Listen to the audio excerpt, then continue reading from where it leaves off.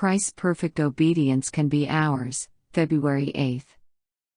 For as by one man's disobedience many were made sinners, so also by one man's obedience many will be made righteous. NKJV. Scripture tells the story so important for every human being to know. On the one hand is presented the disobedience of Adam, with its consequences, on the other, the obedience of Christ. The Garden of Eden was disgraced by Adam's disobedience, but as by that one transgression many were made sinners, so by the obedience of one, many are made righteous.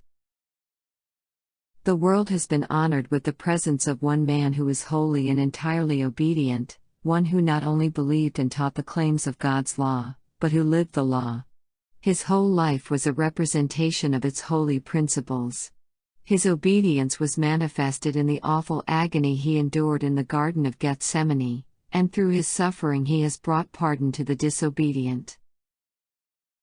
When Christ gave to his disciples the conditions of salvation, he said, "If any man will come after me, let him deny himself, and take up his cross, and follow me."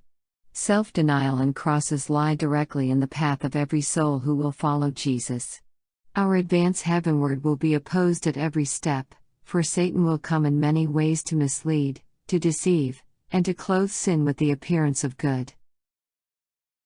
I would urge you, carefully to consider the self-denial and self-sacrifice that Christ has endured in your behalf, that you, if you choose, may have that happiness and peace in this life which He alone can give, and an eternity of bliss by and by. Then will you not become missionaries for Christ?